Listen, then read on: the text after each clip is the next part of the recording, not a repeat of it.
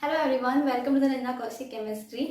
सो title आपने पढ़ लिया होगा, 5 टॉपिक्स टू क्लियर सीएसआई या नेट। मजाक लगता होगा आपको कि झूठ वगैरह है, बट मैं आपको सच बोलती हूँ कि मैं यहाँ पे आपसे झूठ बोलने नहीं आई हूँ। मैं इस वीडियो में जो भी आपको बताऊंगी वो एकदम 100% खरी बात है। आप उसको एक्सेप्ट करें या ना करें, पर आपको उसको करना ही पड़ेगा, वो सच है। ठीक है, ये 5 टॉपिक एक्चुअल में आपको सीएसआई या नेट एग्जाम क्लियर करवा सकते हैं अगर आप इस वीडियो को ध्यान से सुने और समझे। तो देखो, अभी एग्जाम में लगभग 1 मंथ है, राइट।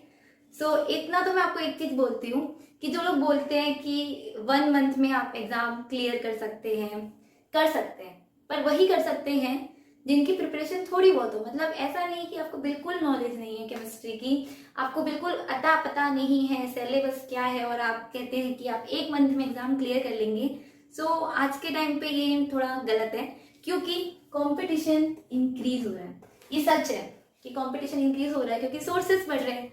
सब ज्यादा जो टॉपिक कॉमन है वो सभी पढ़ रहे हैं, ऐसा कोई नहीं है जो उसको मिस आउट कर रहे हैं, सभी वो चीज कर रहे हैं। इसलिए आपको अपनी स्किल को थोड़ा आगे लेके जाना पड़ेगा, थोड़ा पुशअप करना पड़ेगा और उसको इंक्रीज करना पड़ेगा।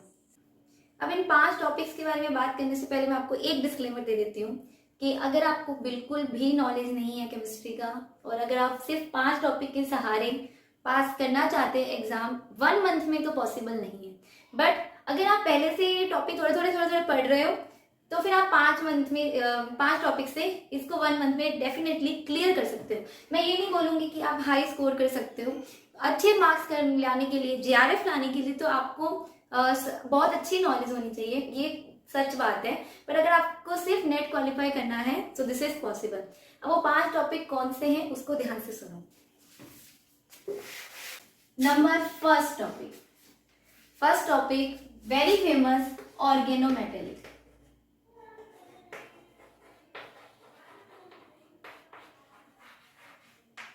एक बात सुनना, जब मैं बोलती हूँ ना कि कंप्लीट, ये 5 टॉपिक आपको कंप्लीट करने हैं, मतलब कंप्लीट ऑर्गेनोमेटेलिक के अंदर आपको कुछ भी नहीं छोड़ना है। अगर आप ये सिर्फ 5 टॉपिक करते हैं तो आपको सब कुछ आना चाहिए। सब कुछ से मेरा क्या मीनिंग है, देखो ऑर्गेनोमेटेलिक के अंदर क्या क्या आता है। जनरल ऑर्गेनोमेटेलिक आती है जिसके अंदर हम इसकी बेसिक्स पढ़ते हैं, 18 इलेक्ट्रॉन रूल हो गया, मेटल मेटल बॉन्ड हो गया, इनसे क्वेश्चन डेफिनेटली आपको मिलेगा। उसके आगे चलो, ऑर्गेनोमेटेलिक रिएक्शन मिलेगी, क्लस्टर केमिस्ट्री मिलेगी, बहुत सारे क्वेश्चन मिलते हैं। ये अकेला टॉपिक आपको, अगर आप एग्जाम में इसका ऑर्गेनोमेटेलिक एनएमआर, ऑर्गेनोमेटेलिक आईआर सब कुछ पढ़ के जाते हो, इसका कुछ भी मिस नहीं करोगे, जो भी इसकी ब्रांचेस है सब पढ़ के जाओगे, तो ऑर्गेनोमेटेलिक आपको 25 मार्क्स मिनिमम, 25 मार्क्स मिनिमम सिर्फ इसी टॉपिक से मिलेगा। बट कंडीशन ये है कि ये आपको कंप्लीट आना चाहिए। ठीक है, मैं रफ आइडिया से आपको कुछ भी नहीं बताऊंगी यहाँ पे। बिल्कुल अगर आप 100% श्योर है कि हाँ ये 5 टॉपिक आप 100% करके जाएंगे, तो फिर मैं कह सकती हूँ कि आप इस एग्जाम को क्लियर कर सकते हो। सेकेंड टॉपिक ऑर्गेनोमेटेरियल का ही दोस्त, क्या है इसका नाम, कोऑर्डिनेशन। अब देखो, कोऑर्डिनेशन जब मैं बात करती हूँ, जो मैं 5 टॉपिक बता रही हूँ ना, इनमें मोस्ट इजीएस्ट मैं कोऑर्डिनेशन को कहूंगी। इसको आप चाहो ना तो इसको 100% आप कर सकते हो कितने दिन के अंदर, 2 या 3 दिन के अंदर, डैम श्योर कर सकते हो। क्यों? क्योंकि बहुत इजी है। इसके अंदर आपको देखो, कोऑर्डिनेशन के अंदर जनरल कोऑर्डिनेशन पढ़ना, जैसे कि जॉन टेलर इफेक्ट हो गया, आइसोमेरिज्म हो गया, लिगेंड वगैरह ये सब हो गया। ठीक है, फिर उसके बाद में आपका स्पेक्ट्रा हो गया, इलेक्ट्रॉनिक स्पेक्ट्रा, उसके बाद में कोऑर्डिनेशन की रिएक्शंस हो गई। देखो, एक बार अगर कोऑर्डिनेशन और ऑर्गेनोमेटेलिक को समझना, ठीक है, हर टॉपिक को समझ लिया, तो आप इसका क्वेश्चन मिस नहीं करोगे। देखो, टॉपिक को पूरा टाइम दो। मैं आपको बताती हूँ, आजकल जो रिसोर्सेस बढ़े हैं ना, उसमें गड़बड़ क्या होती है कि एक भी टॉपिक पूरा नहीं करते हो। मैं किसी के बारे में कुछ भी नहीं बोलूंगी, बट मेरा पर्सनल मानना है कि जो टॉपिक करो ना उसको पूरा करो, उसमें कुछ भी नहीं छूटना चाहिए, क्योंकि जहां आप छूटे वहां आप चूके। समझ में आ रही है मेरी बात? ऑर्गेनोमेटेलिक और कोऑर्डिनेशन के आपको सोर्सेज बहुत मिलेंगे, आपने बहुत पहले से पढ़ा है, कुछ जनरल चीजें हम सबको आती है, पर जब क्वेश्चन आता है ना, एक क्वेश्चन के अंदर 2-3 रूल अप्लाई हो रहे होते हैं, तो हम क्या कर जाते हैं, हम फंस जाते हैं। इसलिए आपको इसको करना एकदम 100% है। आपको बिल्कुल ये नहीं होना चाहिए कि हाँ ये कहाँ से हो गया। जहां से भी करो, मैं ये नहीं बोल रही कि मैंने कोऑर्डिनेशन ऑर्गेनोमेटली करवाया है, मैंने अभी तक नहीं करवाया है, ठीक है। मैं जो करवा रही हूँ वो मैं कंप्लीट करवा रही हूँ, ठीक है। सो जहां से भी करो वहां से उसको 100% करो। आप किसी भी सोर्स से कर रहे हो पर उसमें कुछ भी बाकी मत रखना, ठीक है। क्वेश्चंस देखना, आपको पहले चूज कर लेना कि हाँ हाँ ये इसके अंदर का पार्ट है, मुझे ये पोर्शन ऑर्गेनोमेटिक्स में आता है, मुझे ये सभी करना है, ठीक, कुछ भी मिस मत करना। थर्ड जो टॉपिक है वो देख के थोड़े लोग गुस्सा हो जाएंगे, वो है आपका क्वांटम।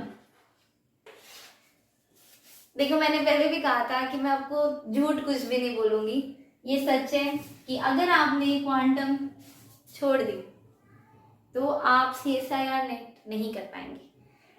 सिर्फ वही लोग जिनकी तैयारी मतलब जिनकी तैयारी बहुत पहले से चल रही है, उनको क्वांटम बिल्कुल नहीं पसंद, उन्होंने बाकी सब कर रखा है, वो बात बिल्कुल अलग है।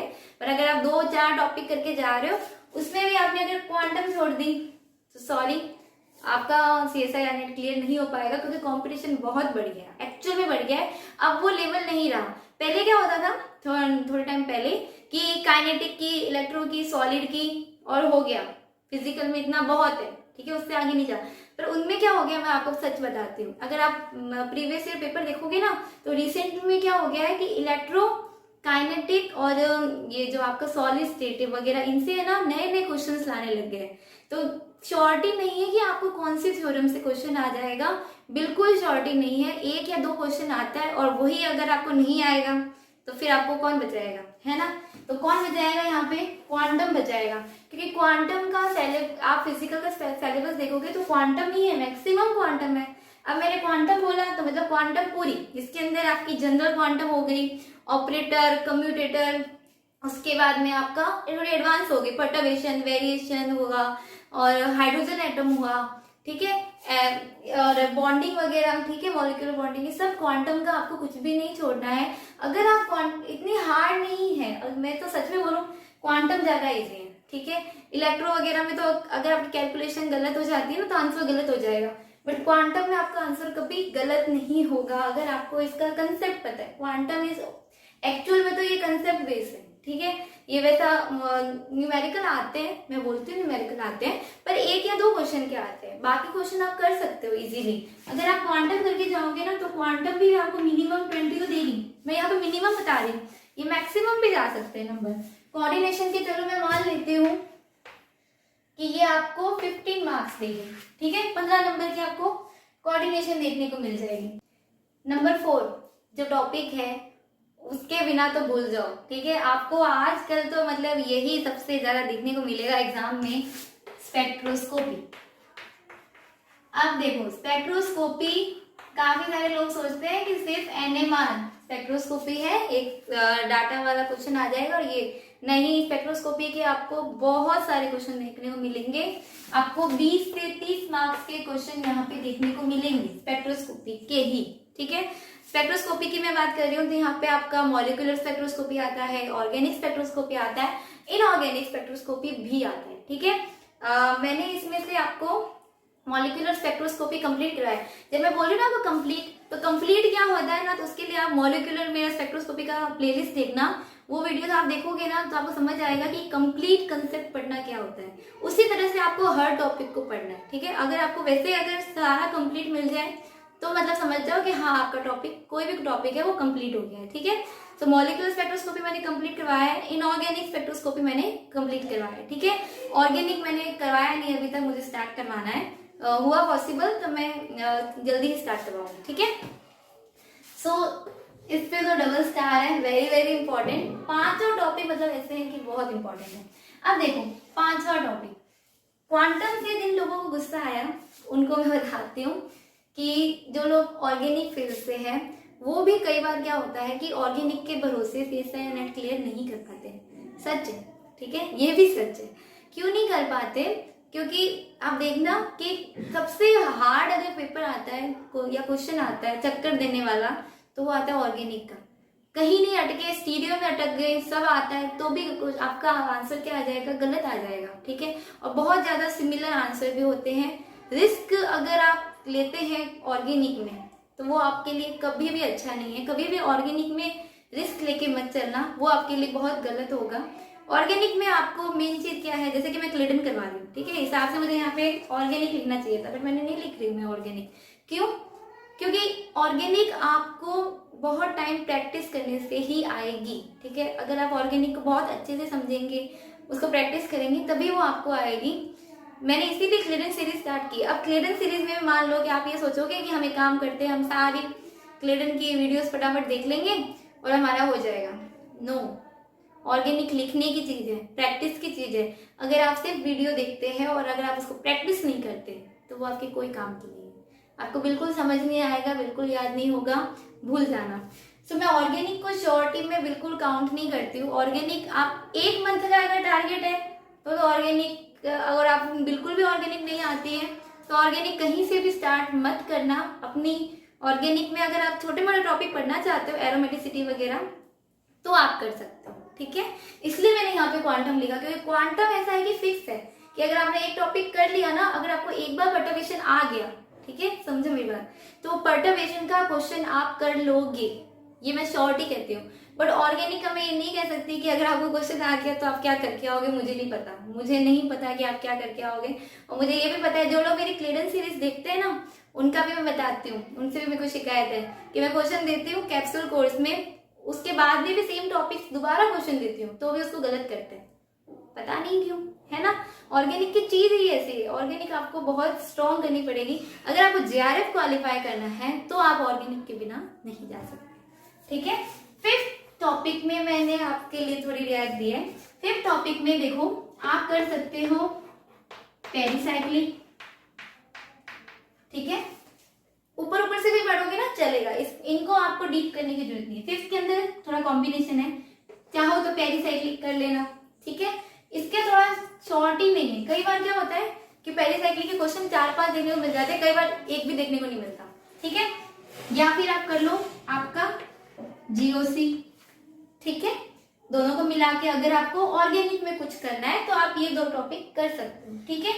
अगर आपको फिजिकल में कुछ करना है, ठीक है, बात करते हैं, तो फिजिकल के अंदर आप इसके अंदर जैसे कि सॉलिड स्टेट कर लेना। सॉलिड स्टेट ऐसा है कि आप छोटा सा टॉपिक है, आपका एक दिन में पूरा हो जाएगा, आपको उसमें ज्यादा ढूंढने की जरूरत नहीं है। सॉलिड स्टेट कर लेना, प्लस में कर लेना आपका काइनेटिक्स, ठीक है। तो ये आपके, और जैसे पॉलीमर वगैरह, ये छोटे छोटे टॉपिक है, बहुत कुछ ऐसे हैं जो छोटे छोटे टॉपिक है। बट उनमें प्रॉब्लम क्या होती है कि आजकल मैं सच में बता रही हूँ, ये जो छोटे टॉपिक है ना, इनमें नए कंसेप्ट डालने लग गए हैं, क्योंकि यही करके जाते थे और एक ही नॉर्मल पैटर्न से करते थे, तो वो पैटर्न चेंज कर रहे हैं, इसलिए इनकी गारंटी नहीं है। और अब क्वांटम इजी आने लग गया है, इसलिए मैं बोल रही हूँ क्वांटम की ज्यादा गारंटी है, आप इस पे ज्यादा फोकस करें अगर आप कर सकते हो, ठीक है। एक मंथ में अगर आप कोशिश करो अच्छे से करने की कंप्लीट, तो कर सकते हो, ठीक है। अगर आपने अभी अभी स्टार्ट किया है तो आप कर सकते हो। 5 टॉपिक करने इतने मुश्किल नहीं है, पर कंप्लीटली करना, ठीक है।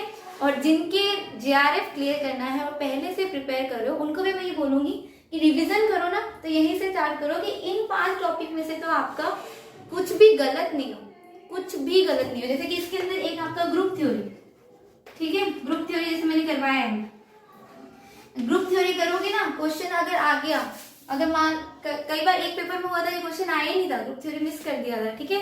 पर जब आया था तो 10-10 मार्क्स का आया था, ठीक है। और ग्रुप थ्योरी इतना डायरेक्ट क्वेश्चन टॉपिक था कि छोटा सा टॉपिक है कि आपने किया और आपको क्या मिल गए, यू आंसर मिल गया और यू नंबर मिल गए, 10 नंबर सीधा मिल गए, ठीक है। तो ये जो छोटा टॉपिक है, इनको तो आप प्रीवियस से पेपर से भी कर सकते हो, ठीक है, फिर वो ही करोगे तो भी चल जाएगा। बट इनको आप एकदम डीप में पढ़ना, कंसेप्ट पढ़ना, उसके बाद में थोड़े क्वेश्चंस करना। अब मैं ये नहीं कहती हूँ कि आपसे प्रीवियस ईयर क्वेश्चन कीजिए, कि मैं पहले मानती हूँ कि पहले आपको कंसेप्ट आना चाहिए, उसके बाद में आपको क्वेश्चन अप्लाई करना चाहिए। कुछ लोग सिर्फ आंसर सॉल्यूशन रखते हैं, क्वेश्चन देखते हैं उसको, हाँ ये इसका ऐसा है, ऐसा ऐसा कर लेते हैं, बट वैसा नहीं होता, क्योंकि क्वेश्चन रिपीट नहीं होते, कंसेप्ट रिपीट होते हैं। आपको कंसेप्ट आना चाहिए, फिर आप प्रैक्टिस करो, ठीक है, तो वो आपके लिए ज्यादा हेल्पफुल रहेगा। सो ये वीडियो मेरे सभी तरह के स्टूडेंट्स के लिए था जो अभी प्रिपरेशन स्टार्ट कर रहे हैं, अभी इस आपके नवंबर एग्जाम के लिए, या फिर जो बाद में प्रिपेयर करेंगे, स्टार्टिंग से स्टार्ट कर रहे हैं, जो 6 मंथ में स्टार्ट कर रहे हैं, उनके लिए भी बहुत इंपॉर्टेंट है। इन टॉपिक्स से काफी ज्यादा स्कोर होता है आपको।